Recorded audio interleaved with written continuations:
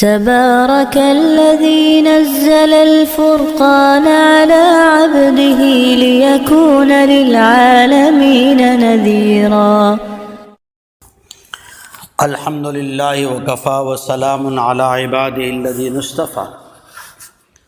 تورات بھی آسمانی کتاب ہیں، انجیل بھی آسمانی کتاب ہیں، کلام اللہ بھی آسمانی کتاب ہیں، زبور بھی آسمانی کتاب ہے، لیکن زیادہ تر احکام جو ہے وہ تورات اور انجیل میں ہیں، اور پھر سب جتنے حکم آسمان سے اترے سب کا آخری فیصلہ وہ قرآن مجید ہے۔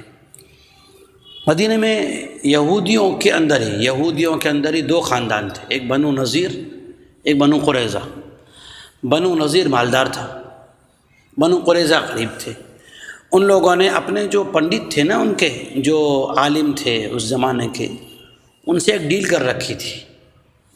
کیا کی تھی کہ آپس میں خاندانوں کو سامنے رکھ کر پھر ان سے وعدہ کروایا تھا کہ اگر بنو نذیر کا کوئی آدمی قتل کر دے کسی کا، بنو قریظہ کے خاندان کا، غریب خاندان کا، تو کیا کیا جائے کہ خالی 70 وسق 10 من کھجوریں لی جائیں، 10 من ان سے تقریباً 5 من 10 سیر، یعنی خون بہا لے لیا جائے، اور آدمی کو قتل کرنے والے قاتل کو قصاص میں سر قلم نہ کیا جائے۔ اور اگر بنو قریظہ کا آدمی قتل کر دے کسی بنو نذیر والے کو تو 2 سزائیں۔ کتنی سزائیں؟ 2 سزائیں۔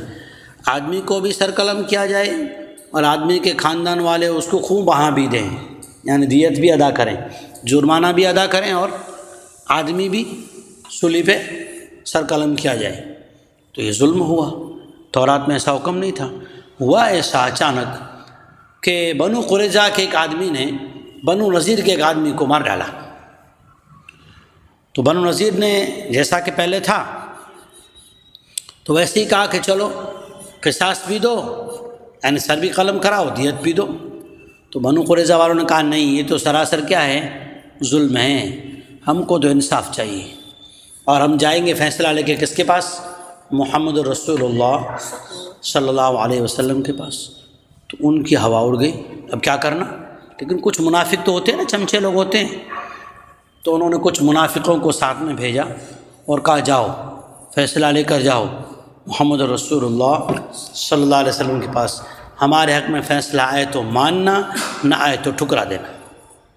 تو یہ ظلم ہے ایسا کرنے والے۔ تورات کے اللہ کے جو احکام تورات میں آسمانی کتاب میں نازل ہوئے یہ اس کے خلاف ہیں، تو ایسا کرنے والے ظالم ہوئے، ایسا کرنے والے۔ اللہ ایسا کیوں کہہ رہے ہیں؟ آخر میں اعوذ باللہ من الشیطان الرجیم، بسم اللہ الرحمن الرحیم، وَكَتَبْنَا عَلَيْهِمْ فِيهَا أَنَّ النَّفْسَ بِالنَّفْسِ وَالْعَيْنَ بِالْعَيْنِ وَالْأَنْفَ بِالْأَنْفِ وَالْأُذُنَ بِالْأُذُنِ وَالسِّنَّ بِالسِّنِّ وَالْجُرُوحَ قِصَاصٌ فَمَنْ تَصَدَّقَ بِهِ فَهُوَ كَفَّارَةٌ لَهُ وَمَنْ لَمْ يَحْكُمْ بِمَا أَنزَلَ اللَّهُ فَأُولَٰئِكَ هُمُ الظَّالِمُونَ۔ اور ہم نے تورات میں ان یہودیوں پر اس حکم کو فرض کیا تھا کہ جان کے بدلے جان، جان کے بدلے جان، آنکھ کے بدلے آنکھ، کوئی آنکھ پھوڑ دے تو اس کی آنکھ پھڑاؤ عدالت میں، پتھر مار کے نہیں، ناک توڑ دے تو ناک، کان پھوڑ دے تو کان، دانت توڑ دے تو دانت، اور جیسا زخم دیا اتنا ہی زخم دینے کا، اس سے زیادہ نہیں۔ 2 لافے مارے تو 5 6 7 8 جوسے لاتے، سب یہ ظلم ہوگا، ظلم ہوتا ہے، آج ظلم ہو رہا ہے۔ اور جو بھی اس کو معاف کر دے تو وہ اس کے گناہوں کا کفارہ ہو جائے گا۔ فمن تصدق بھی، کوئی اگر معاف کر دے اللہ کی خاطر تو اس کے لیے کفارہ ہوگا، گناہ معاف ہوں گے۔ اور جو اللہ تعالیٰ کے اتارے ہوئے حکم کے خلاف، حکم کے مطابق فیصلہ نہ کرے تو یہی لوگ ظالم ہیں۔ یہ تو تورات میں اتارا تھا، قرآن میں اتارنے کی ضرورت کیا تھی؟ قرآن کو ماننے والے کون ہیں؟ کون ہے بولو؟ ہم ہیں۔ کون ہیں؟ امت محمدیہ صلی اللہ علیہ وسلم۔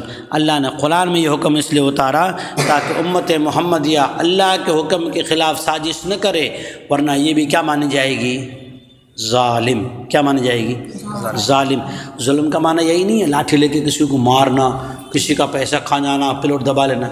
ظلم کا معنی یہ بھی ہے کہ یہ بڑا ظلم ہے کہ اللہ کے حکم کے خلاف فیصلے کرنا، قرآن کے خلاف فیصلے کرنا، یہ بھی بہت بڑا کیا ہے؟ ظلم ہے۔ اللہ تعالیٰ ہمیں امت محمدیہ کو اطاعت نصیب فرمائے، آمین۔ وآخر دعوانا ان الحمد للہ رب العالمین۔